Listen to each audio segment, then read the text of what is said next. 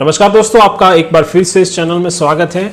आज का वीडियो है वो है स्लैब में क्यों क्रैक पड़ जाते हैं। जब भी आपके एक नए मकान है या फिर कोई पुराना मकान है, 5 या 10 साल के बाद अगर आप छत की ओर देखते हो तो आपको कहीं ना कहीं छोटा मोटा क्रैक जरूर दिखेगा। क्रैक पड़ने के बहुत सारे रीज़न हो सकते हैं। उस रीज़न को जानना उतना ही ज़रूरी है कि उसको रिपेयर करना। ठीक है, तो पहले आपको रीज़न पता होना चाहिए कि किस वजह से आपके स्लैब में ये क्रैक जनरेट हुआ है। तो बहुत सारे कारण हैं। आज मैं इस वीडियो में आपको बहुत सारे कारण ऐसे बताऊंगा कि जिससे स्लैब में क्रैक आ सकता है। बहुत ही इंपॉर्टेंट वीडियो है, अंत तक देखते रहिए। मैं हूँ चिराग, आपका बहुत बहुत स्वागत है इस चैनल पे। चलिए शुरू करते हैं।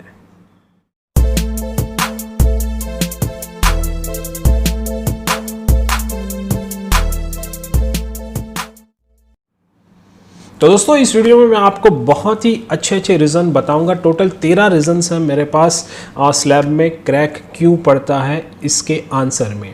तो सबसे पहले देख लेते हैं हम। पहला जो है वो crack form due to compromises in quality of concrete. यानी कि उसका मतलब है कि जब भी आप कंक्रीट को बनाते हो स्लैब कास्ट करने के लिए, तो उसमें जो मटेरियल यूज़ होता है, जैसे कि एग्रीगेट यूज़ होता है, जैसे सीमेंट यूज़ होता है, सैंड यूज़ होता है, तो क्या आपने कभी उसकी क्वालिटी चेक की है?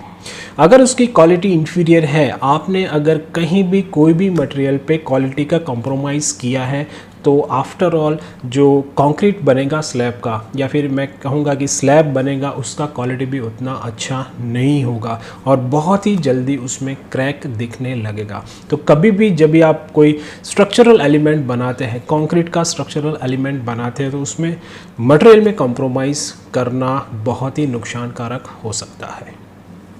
नंबर 2 पे है the mixture of concrete was not mixed well. यानी कि जब भी कंक्रीट बनता है तो क्या होता है कि मिक्सचर मशीन में उसको बनाया जाता है, रोटेट किया जाता है कुछ टाइम के लिए, तो उसके बाद जो मटेरियल बन के आता है, अगर वो प्रॉपरली मिक्स है तो ही आपको होमोजीनियस परफॉर्मेंस दे सकेगा। कई कबार तो क्या होता है कि बहुत सारी साइट पे हैंड मिक्सिंग प्रोसेस भी चलता है, तो ये बहुत ही गलत है। ये बहुत ही बड़ा रीज़न है कि होमोजीनियस कंक्रीट ना होने के कारण वो ओवर स्ट्रेस्ड हो जाता है कई जगह पे, और उसको उतना रेस्टोरेंट नहीं मिल पाता और वो क्रैक हो जाता है। नंबर 3 पे है the water and cement ratio in concrete was not as per the design. यानी कि वाटर सीमेंट रेशियो, जब भी आप कंक्रीट बनाते हो तो आपका एक स्पेसिफिक ग्रेड ऑफ कंक्रीट रहता है, उसके हिसाब से आपने मिक्स डिज़ाइन भी किया होता है, मगर वाटर सीमेंट रेशियो जो डिसाइडेड होता है वो क्या साइट पे मेंटेन किया जाता है? तो ये एक बहुत ही बड़ा क्वेश्चन है। मेंटेन नहीं किया जाता तो क्या होता है कि वाटर सीमेंट रेशियो इधर उधर हो जाने से उसका जो वर्केबिलिटी है वो प्रॉपर नहीं रहता है। उसके कारण कहीं पे भी आप देखो तो पानी ज़्यादा हो जाता है, कहीं पे सीमेंट कंटेंट ज़्यादा हो गया, कई बार एग्रीगेट सैंड ज़्यादा हो गया, तो हनी कॉम्बिंग का भी प्रॉब्लम रहता है और जो proper strength, pre decided strength होती है वो नहीं मिलती है। तो ये भी एक बहुत ही बड़ा रीज़न है कि क्यों आपके स्लैब में क्रैक आ जाते हैं। नंबर 4 देखेंगे तो the spacing between main reinforcement and the distribution reinforcement are more. यानी कि आमतौर पर देखा गया है कि 300 mm जितना आपको मैक्सिमम स्पेसिंग देना चाहिए, मगर स्पेसिंग अगर रिक्वायरमेंट जो है उससे ज़्यादा है तो वो एक ब्लॉक क्रिएट करता है और वो ब्लॉक का कैपेसिटी उतना नहीं होता जितना उसको सर्विस कंडीशन में लेना होता है। तो उसके कारण बहुत बार क्रैक आपको देखने को मिल सकता है। नंबर 5 पे reinforcement design what not to be done in proper way. Reinforcement design यानी कि जब भी स्ट्रक्चरल मेंबर का कोई डिज़ाइन किया जाता है, डिज़ाइन की मैं बात करूँ तो जब आप डिज़ाइन करते हो तो मे बी आपको 2 वे स्लैब डिज़ाइन करना होता है, 1 वे स्लैब डिज़ाइन करना होता है, तो उसको प्रॉपर से उसी तरह से डिज़ाइन करना चाहिए। अगर 1 वे की जगह आपने 2 वे कर दिया, 2 वे की जगह 1 वे कर दिया, टॉर्शन लिया नहीं लिया, तो ये सारी बहुत सी चीज़ें मायने रखती है, क्योंकि स्ट्रेस का, लोड का ट्रांसफॉर्मेशन होता है, तो उस टाइम पे जो स्ट्रेस जनरेट होना चाहिए उसको कैरी करने के लिए आपका डिज़ाइन एकदम प्रॉपर होना ही चाहिए। नेक्स्ट देख लेते हैं। नंबर 6 पे है concrete cover was not sufficient according to the given standard. Concrete cover की यहाँ पे बात की है, कंक्रीट कवर तो स्टैंडर्ड होना ही चाहिए। अगर कवर बहुत ही कम रखा गया है तो डेफिनेटली जब भी आपका स्लैब कहीं पे भी फ्लेक्सर में थोड़ा सा भी बेंड होगा तो आपको क्रैक वहाँ पे बहुत ही जल्द ही दिखाई देगी। तो इस बात का बहुत ही ध्यान रखिए, कवर एकदम प्रॉपर रखना है। नंबर 7 पे है insufficient amount of steel reinforcement. आगे हमने डिज़ाइन पे बात किया, यहाँ पे इनसफिशिएंट रेनफोर्समेंट की बात करते हैं कि रेनफोर्समेंट जो हम डालते हैं वो क्यों डालते हैं। रेनफोर्समेंट हम डालते हैं कि जो भी लोड स्लैब पे आने वाला है वो लोड टेंशन जो क्रिएट करता है स्लैब पे उसको सही तरीके से ले सके।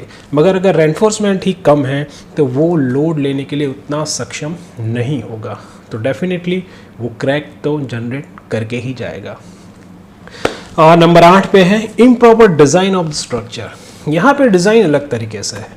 डिज़ाइन यानी कि आपका जो स्ट्रक्चर है उसका डिज़ाइन आपने जो किया है, जैसे कि आपके बहुत सारे स्ट्रक्चरल कंपोनेंट होंगे, बहुत सारी अरेंजमेंट ओरिएंटेशन होगी, तो उसके हिसाब से जो डिज़ाइन होना चाहिए वो प्रॉपर होना चाहिए। अगर कुछ उसमें गलती आपको दिखी, जैसे मैंने बताया कि 2 वे स्लैब डिज़ाइन करना है, 1 वे स्लैब हो गया, तो डेफिनेटली उसका लोड ट्रांसफॉर्मेशन जो होगा वो सही नहीं होगा, स्ट्रेस जनरेट होगा, ओवर स्ट्रेसिंग की वजह से आपको क्रैक देखने को मिल सकता है। नंबर 9 पे when concrete was not cured well according to the given standard. Curing भी एक बहुत ही ज़रूरी है, उसमें कुछ इतना ज़्यादा खर्चा नहीं होता है, मगर बहुत सारी साइट्स पे देखने को मिला है कि क्योरिंग होता ही नहीं है। तो क्योरिंग अगर आप करते हैं तो आपका जो कंक्रीट का स्ट्रेंथ है आफ्टर 28 डेज वो प्रॉपरली 90% के अबोव अचीव हो जाता है। अगर क्योरिंग नहीं किया और अगर स्ट्रक्चर बहुत ही जल्दी सर्विसेबल कंडीशन में आ गया, उसका कंक्रीट का स्ट्रेंथ उतना सा रीच नहीं हुआ, तो क्रैक तो इनिशियल लेवल पे ही जनरेट हो जाएगा। बहुत सारे अलग प्रकार के क्रैक भी है, जैसे श्रिंकेज क्रैक भी डेवलप हो सकता है।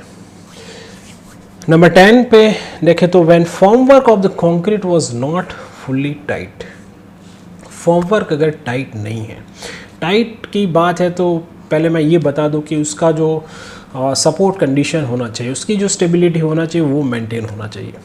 क्योंकि जब भी स्लैब कास्ट करते हैं उस वक्त अगर फॉर्मवर्क बराबर नहीं है तो आपका डिफ्लेक्शन पहले से ही दिखना शुरू हो जाएगा और उसके कारण क्रैक डेवलप होगा। और अगर कई पोर्ट होल्स पे गैप्स दिखते हैं आपको फॉर्मवर्क में, तो क्या होगा, वहाँ से जो सीमेंट का स्लरी है वो निकल जाएगा, कई बार तो वो मटेरियल भी निकल जाता है, तो हनी कॉम्बिंग का चांसेस बहुत हो जाता है। हनी कॉम्बिंग है तो क्रैक तो जनरेट होगा ही होगा।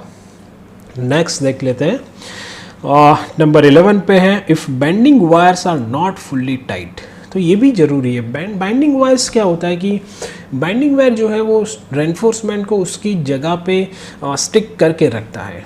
अगर जैसे कि कैंटिलीवर स्लैब है आपका और कैंटिलीवर स्लैब में बाइंडिंग वायर, चेस, ये सब चीज़ें हैं वो प्रॉपरली प्रोवाइड नहीं की गई है, तो क्या होगा कि कैंटिलीवर का रेनफोर्समेंट जिस लेवल पे रहना चाहिए उस लेवल पे नहीं रहेगा, इधर उधर हो सकता है या फिर ऊपर नीचे भी हो सकता है। तो उसका जो पर्पज़ है, स्ट्रक्चरल डिज़ाइन का जो पर्पज़ है वो मेंटेन नहीं होता है।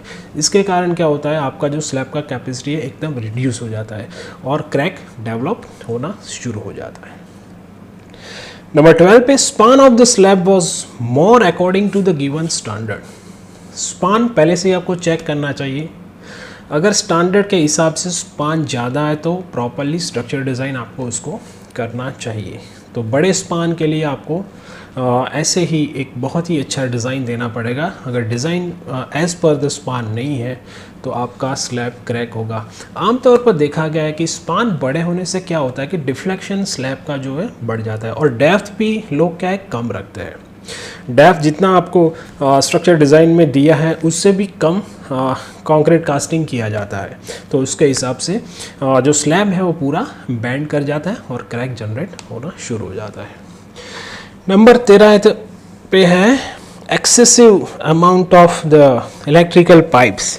यानी कि जो इलेक्ट्रिकल पाइप्स हम लगाते हैं फ़ैन के लिए, कुछ एक्स्ट्रा लाइटिंग के लिए स्लैब में लगाते हैं, तो एक्सेस हो जाता है क्योंकि उतना जो कंक्रीट है वो तो स्लैब में से गायब ही हो जाएगा और उसका जो कैपेसिटी है स्लैब का वो डेफिनेटली रिड्यूस होगा।